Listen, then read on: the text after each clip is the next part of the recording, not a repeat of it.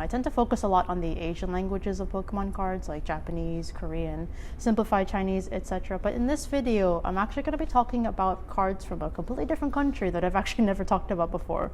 And I'm talking about Peruvian Pokemon cards. And, one would think, oh, that would be typically Spanish Pokemon cards. That's the national language of Peru, but these are different. So, while perusing Instagram in my usual daily routine, I happened to bump into this interesting box of Pokemon cards from one of my friends that I follow, Booze Much For Real, really cool guy. Please do not send hate to this person, I just happened to see these products on his page. So I did some research. These cards were printed by a publisher called Tres Reyes, or Three Reyes, just to make it easier for everyone.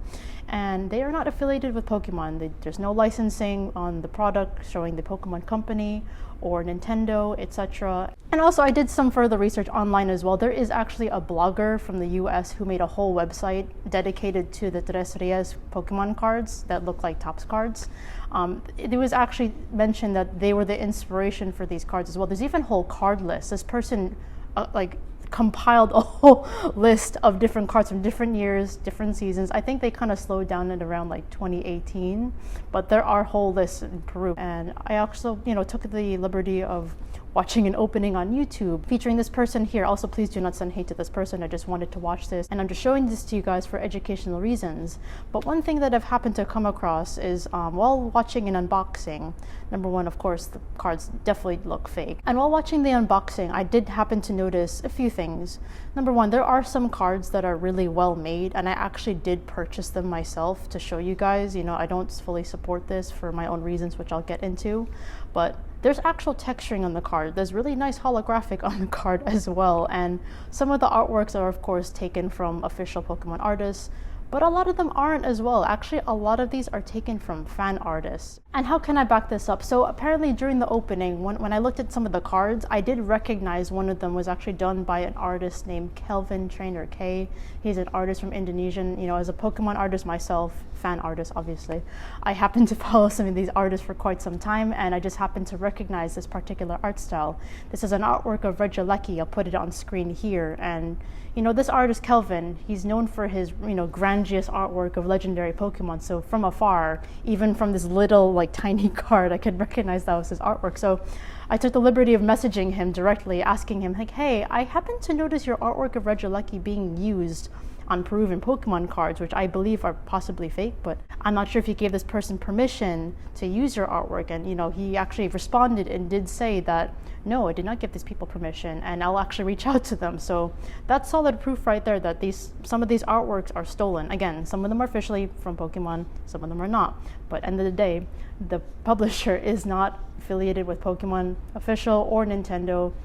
And if you choose to collect these Pokemon cards just for the sake of having the artwork in your collection, I'm not one to tell you not to do that, but you just have to keep in mind that these aren't real. Don't expect PSA to grade them, and if somehow they do get through, that's very concerning. That's probably a topic for a possum bud to get into if that does happen, but again, it's not going to be official, not authentic. And also to get back on the cards themselves, the ones that I did purchase, so these are considered the rare cards. After watching some of the pull rates, these are actually not very commonly pulled. I'd say maybe one every few packs. One would think, oh, this is a fake Pokemon pack. It's going to be full of, all just rare cards. No, it's very hard to pull, actually. So, but upon further evaluation, a lot of the artwork looks really out of focus, especially the trainers, which look just like PNGs, just copied and pasted from Google and just plastered onto a really basic template. Slap on some, unique texturing, add some glitter. Obviously, no licensing. Just slap on the Tres Reyes licensing, and you have an interesting card from Peru, which can convince some people that these are real because of how good, to some degree, the quality can be for a fake Pokemon card. And I have seen some people on Whatnot actually reselling these, and it is a bit of a concern, and that's why I wanted to bring it up, to bring to people's attention that these aren't real. If you want to collect them, again, it's okay, but just don't spread the word that these are legitimate cards. I also wanted to bring it to a point too, some of the cards as well, another way I can prove that these are fake. For example, there's a red Gyarados amongst the cards that I've bought. Of course, with the texturing, it is considered as one of the rare cards. If you're a real Pokemon fan, you'll know that a red Gyarados is officially called a shiny Gyarados. No one calls this a red Gyarados unless it's just, for casual fun. Every Pokemon has a shiny variant, meaning a different color. So, if I see a shiny Charizard. I'm not going to call it black Charizard unless I was just new into Pokemon and didn't know any better. But to put that on an official name on a card, you know, that shows you that someone doesn't really know what's going on. So I just wanted to put that out there as well from, you know, looking at the cards themselves. One could look at this as appreciation for Pokemon Tops because they did stop in 2004, no longer making them, and maybe it's a nostalgic, you know, little ride for them. They want to show appreciation, bring it back. But as far as I see it, I also don't fully agree with it because a lot of the artwork is taken from a lot of artists without permission. Of course, Pokemon as well, officially. They're not supposed to be using that. It is intellectual property by Pokemon. So those are just my thoughts overall on the whole proven Pokemon trend going around. Again, I just happened to notice this on Instagram, even throughout the Pokemon community.